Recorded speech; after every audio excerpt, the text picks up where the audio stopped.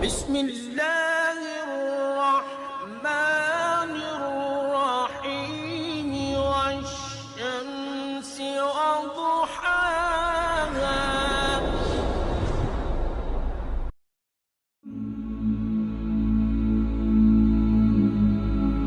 Islamic hub کے معزز دوستوں، میں ہوں ماجد ملک اور آپ تمام دیکھنے اور سننے والوں کو السلام علیکم.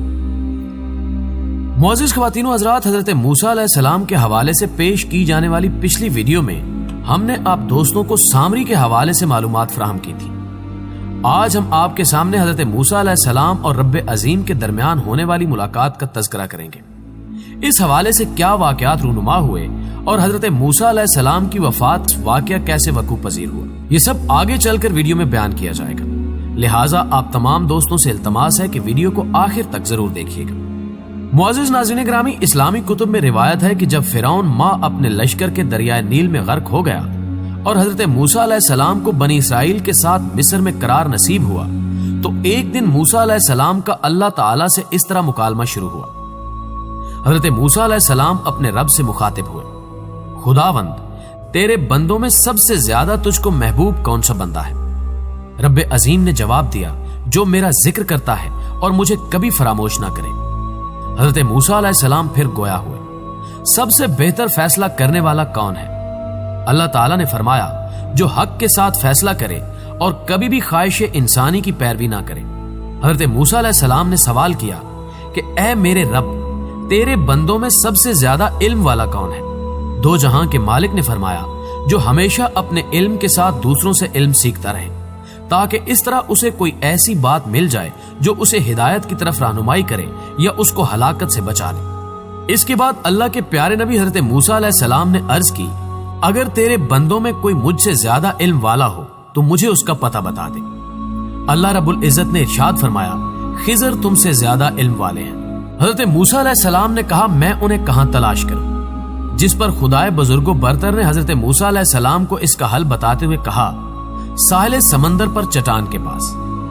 اس جواب پر بھی حضرت موسیٰ علیہ السلام کو منزل نہ مل سکی تو پھر بارگاہ الہی میں اپنا سوال کیا کہ اے دو جہانوں کے مالک، میں وہاں کیسے اور کس طرح پہنچوں گا؟ خدا تعالیٰ نے فرمایا: تم ایک ٹوکری میں ایک مچھلی لے کر سفر کرو، جہاں وہ مچھلی گم ہو جائے بس وہیں خضر سے تمہاری ملاقات ہوگی.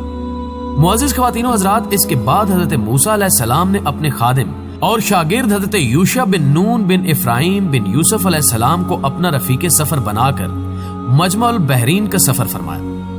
حضرت موسیٰ علیہ السلام چلتے چلتے جب بہت دور چلے گئے تو ایک جگہ سو گئے. اسی جگہ مچھلی ٹوکری میں سے تڑپ کر سمندر میں کود گئی اور جس جگہ پانی میں ڈوبی وہاں پانی میں ایک سوراخ بن گیا. حضرت موسیٰ علیہ السلام نیند سے بیدار ہو کر چلنے لگے. جب دوپہر کے کھانے کا وقت ہوا تو آپ نے اپنے شاگرد حضرت یوشع بن نون علیہ السلام سے مچھلی طلب فرمائی تو انہوں نے عرض کیا کہ چٹان کے پاس جہاں آپ سو گئے تھے مچھلی کود کر سمندر میں چلی گئی اور میں آپ کو بتانا بھول گیا. آپ علیہ السلام نے فرمایا کہ ہمیں تو اسی جگہ کی تلاش تھی.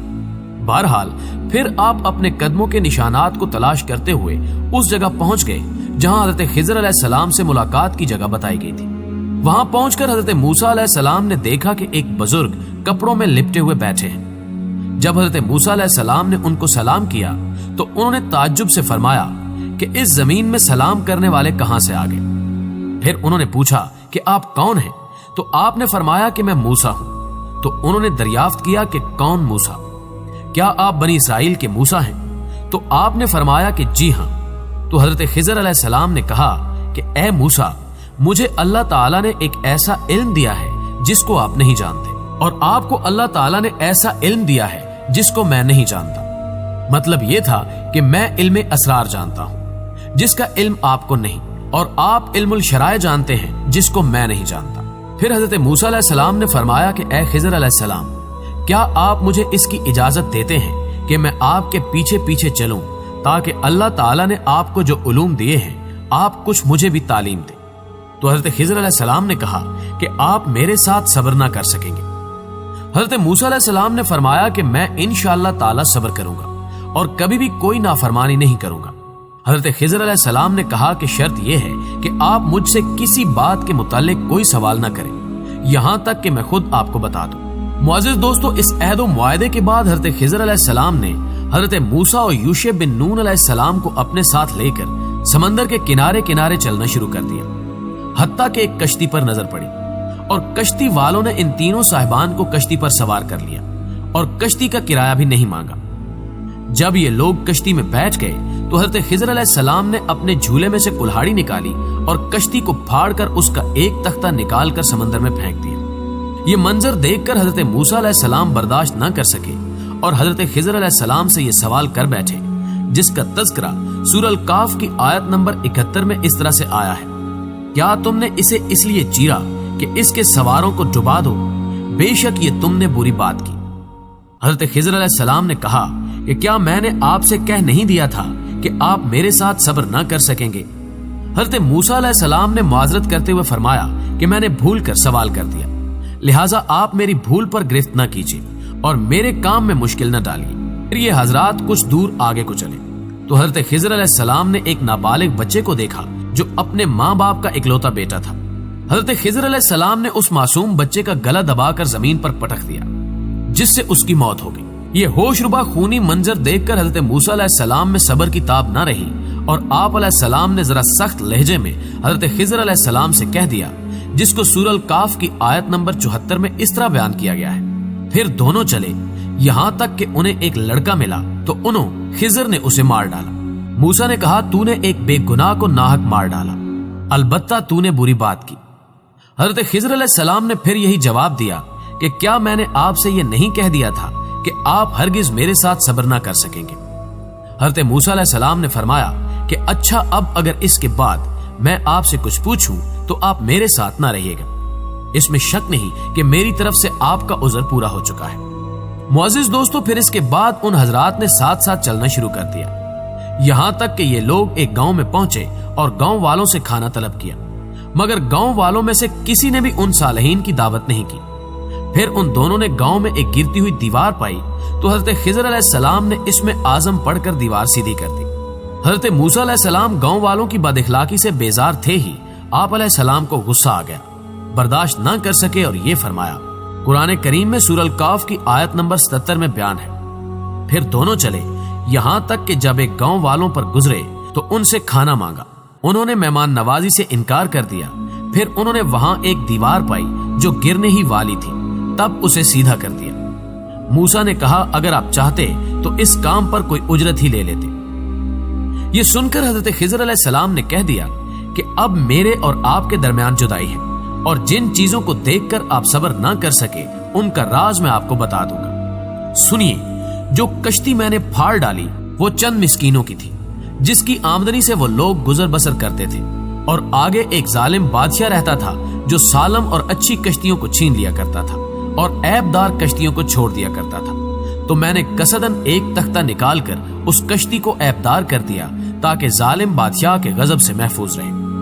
اور جس لڑکے کو میں نے قتل کر دیا اس کے والدین بہت نیک اور صالح تھے، اور یہ لڑکا پیدائشی کافر تھا، اور والدین اس لڑکے سے بے پناہ محبت کرتے تھے اور اس کی ہر خواہش پوری کرتے تھے۔ تو ہمیں یہ خوف و خطرہ نظر آیا کہ وہ لڑکا کہیں اپنے والدین کو کفر میں مبتلا نہ کر دے، اس لیے میں نے اس لڑکے کو قتل کر کے اس کے والدین کو کفر سے بچا لیا۔